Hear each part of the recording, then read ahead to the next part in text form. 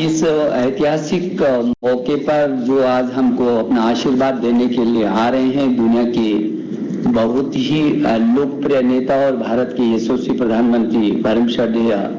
श्री नरेंद्र मोदी जी, गुजरात के यशस्वी राज्यपाल जो बहुआयामी प्रतिभा के धनी हैं श्रद्धेय आचार्य देवव्रत जी, बहुत ही यशस्वी और लोकप्रिय मुख्यमंत्री गुजरात मेरे बड़े भाई श्री विजय रूपानी जी, नीति आयोग के उपाध्यक्ष श्री राजीव कुमार जी, शिक्षा राज्य मंत्री विभावरी जी, उच्च शिक्षा के सचिव श्री अमित खरे जी, विश्वविद्यालय अनुदान आयोग के यशस्वी अध्यक्ष प्रोफेसर डीपी सिंह जी, विश्वविद्यालय भारतीय विश्वविद्यालय संघ के अध्यक्ष प्रोफेसर तेज प्रताप जी, भारतीय विश्वविद्यालय संघ के महासचिव डॉक्टर पंकज मित्तल जी, ओपी जिंदल ग्लोबल यूनिवर्सिटी के कुलपति professor C Rajkumar ji, doctor बाबा साहब अम्बेडकर मुक्त विश्वविद्यालय की यशस्वी कुलपति प्रोफेसर अमित उपाध्याय जी,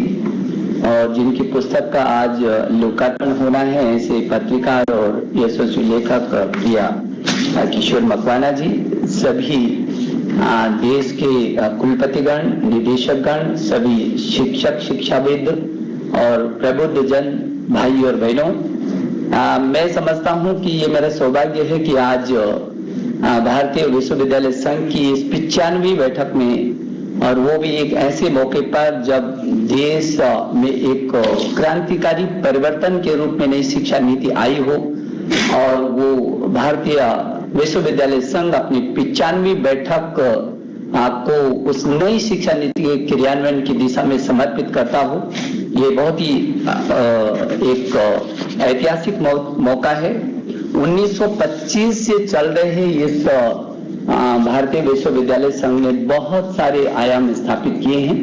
इसके बहुत सारे सामूहिक योगदानों का परिणाम हमारे सामने है। भारतीय विश्वविद्यालय संघ की ने अपनी विश्वसनीयता और शैक्षणिक जगत में उत्कृष्ट नेतृत्व के लिए अपनी एक अलग पहचान बनाई है। इस विश्वविद्यालय संघ इस मंच पर डॉक्टर सर्वपल्ली राधाकृष्णन जी और डॉक्टर श्यामा प्रसाद मुखर्जी जैसे शिक्षाविद और शिक्षा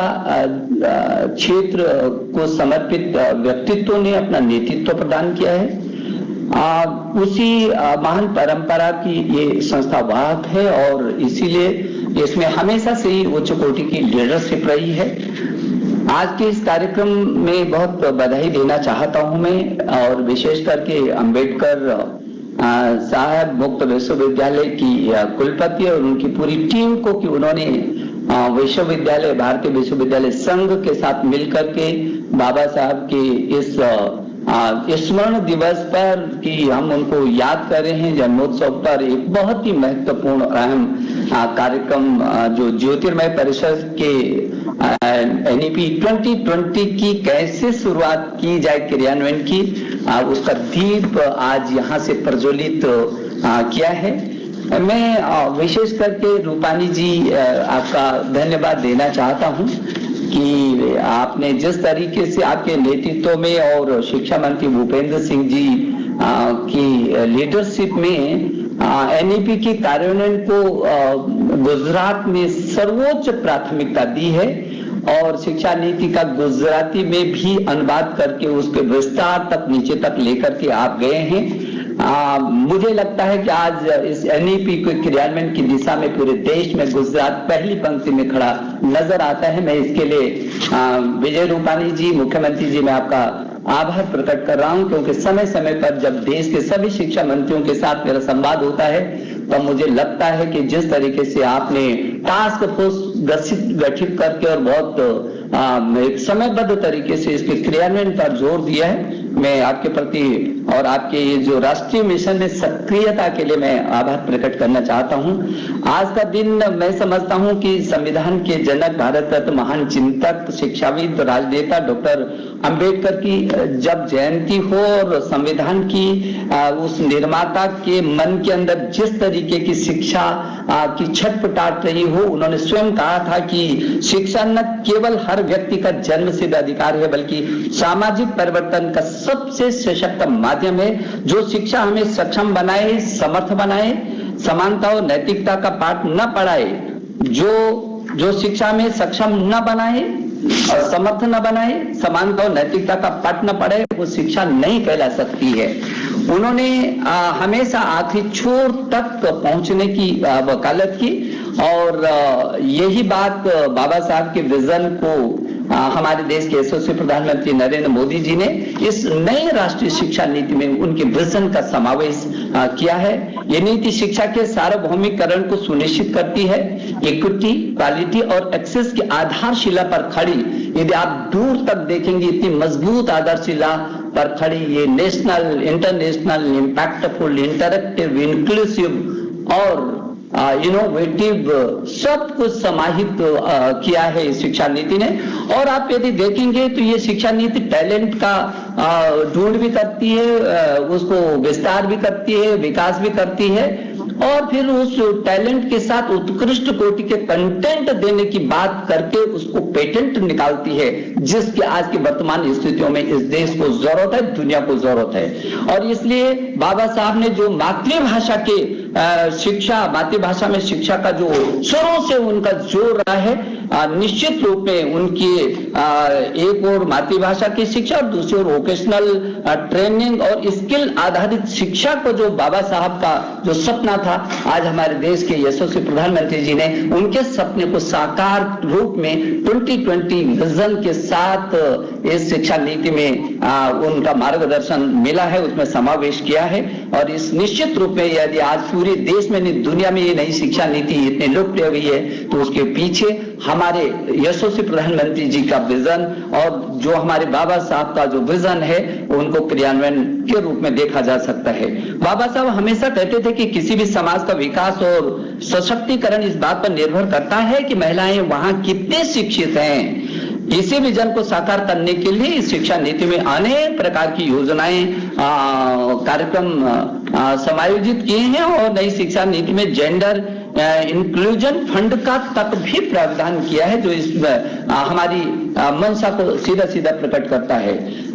बाबा साहब हमेशा ये कहते थे कि शिक्षा व्यवस्था का केंद्र बिंदु उसके शिक्षक होते हैं और अच्छे शिक्षक वही है जो मजबूत राष्ट्र का निर्माण कर सकते हैं। और इस दिशा में जो ये शिक्षा नीति है वो शिक्षकों को कैपेसिटी बिल्डिंग से नेशन बिल्डिंग पर विशेष बल दिया गया है। और प्रधानमंत्री जी हमारे बार बार कहते हैं कि कैपेसिटी बिल्डिंग से नेशनल बिल्डिंग का विजन बाबा साहब के सपने को पूरा करने का हमारा अभियान है। यह सर्वविदित है कि कोविड काल में हमारे प्रधानमंत्री जी के नेतृत्व में जिस तरीके से NEP 2020 लाई गई है, जहां पूरी दुनिया में 2020 को कोविड के लिए जाना जाएगा, वहां 2020 को नई शिक्षा नीति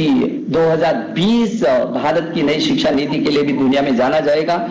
ये कोई साधारण रिफॉर्म नहीं बल्कि दुनिया का सबसे बड़े संवाद, चिंतन और विचार विमर्श के बाद यह नीति अस्तित्व में आई है। ग्राम प्रधान से लेकर प्रधानमंत्री जी तक, गांव से लेकर संसद तक और अध्यापक से लेकर के सभी शिक्षाविदों तक, छात्र से लेकर अभिभावकों तक, मैं समझता हूं विशेषज्ञ से लेकर के और वैज्ञानिकों तक कोई भी छोर हमने छोड़ा नहीं है। सबका सामूहिक योगदान है। इसीलिए हमारे देश के प्रधानमंत्री जी कहते हैं कि ये सरकार की नीति नहीं बल्कि आम जनता की नीति है। उन्होंने पिछली बार, आपको याद होगा, जब प्रधानमंत्री जी हमसे जुड़े थे तो उन्होंने कहा था यह नीति सरकार की नहीं बल्कि ये देश की नीति है और हमें इसी भावना और बड़ी सोच के साथ क्रियान्वयन की दिशा में तेजी से आगे बढ़ना होगा। प्रधानमंत्री जी ने बहुत साफ शब्दों में कहा है। मुझे लगता है कि जो NEP है, ये विजन डॉक्यूमेंट जो है हमारा, इसके क्रियान्वयन के लिए जो अभी आपने भारतीय विश्वविद्यालय संघ और जिंदल यूनिवर्सिटी के प्रोफेसर राजकुमार जी ने जो संयुक्त जिसका अभी प्रस्तुतिकरण हुआ है, मैं इस बहुत खूबसूरत इस क्रियान्वयन रास्ते के लिए आपको बधाई देना चाहता हूं और शुभकामना देना चाहता हूं। बहुत अच्छी मेहनत हुई है जितना मैंने उसको देखा है। विजन डॉक्यूमेंट अपने उत्कृष्ट पर तभी पहुंचता है जब उसके क्रियान्वयन और उसी दक्षता और सामर्थ्य के साथ उसके तैयार किया गया हो।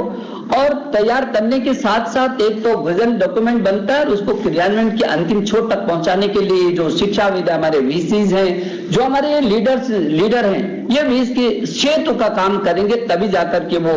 क्रियान्वित हो सकती है। मुझे याद आता है कि जब प्रधानमंत्री जी ने जो महामहिम राज्यपाल सम्मेलन में 2020 में हुआ था, उसमें कहा था कि आप सभी राष्ट्रीय शिक्षा नीति के क्रियान्वयन से प्रत्यक्ष तौर पर जुड़े हैं और इसलिए आपकी भूमिका अत्यंत महत्वपूर्ण है। जहां तक राजनैतिक इच्छा शक्ति का संबंध है, मैं उसके प्रति पूरी तरह समर्पित हूं और मैं आपके साथ हूं। ये मेरे देश के यशस्वी प्रधानमंत्री जी ने हमारे सामने कहा। तो मुझे लगता है कि प्रधानमंत्री जी ने जो हमको समय समय पर कहा है, जो उनका मार्गदर्शन मिला है कि शिक्षा का भाग विद्यार्थी और शिक्षा नीति से जुड़े लोग जितने प्रासंगिकता के आधार पर नीचे तक जाएंगे तभी वो सफल होगी। और मुझे इस बात की भी खुशी है कि शिक्षा नीति को जहां दुनिया के शीर्ष विश्वविद्यालय, चाहे वो कैम्ब्रिज विश्वविद्यालय हो, तमाम विश्वविद्यालयों ने इसकी उससे जुड़े मनुष्यों ने इसकी प्रशंसा की है। और वहीं अभी कुछ दिन पहले मुझे यूनेस्को चीफ ऑन्ड्रे ओजुल के सम्मान के साथ जब संवाद का मौका मिला था, तो उन्होंने बहुत स्पष्ट कहा कि यह नीति न केवल भारत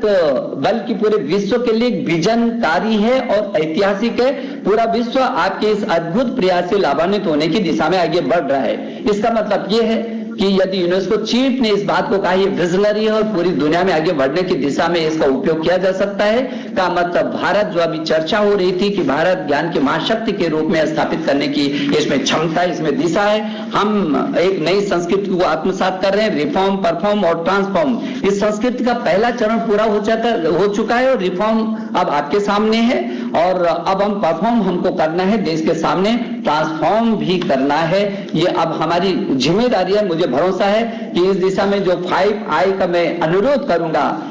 इनिशिएट, इनोवेट, इंटरेक्ट,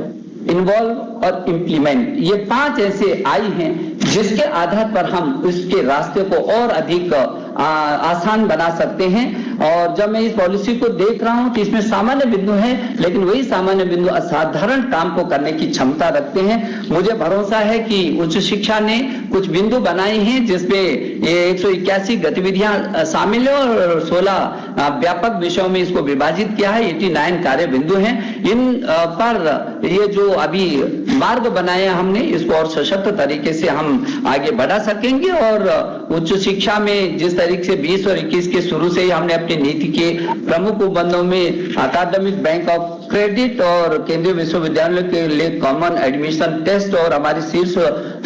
जो 100 संस्थाएं हैं उसको मल्टीपल एंट्री एग्जिट लागू करने के साथ साथ प्रख्यात जो IOE की हमारी संस्थाएं हैं उसमें बहुविषय पाठ्यक्रम भी हम शुरू करने की दिशा में बहुत तेजी से आगे बढ़ रहे हैं। और जो दुनिया के 100 शीर्ष विश्वविद्यालय वो भी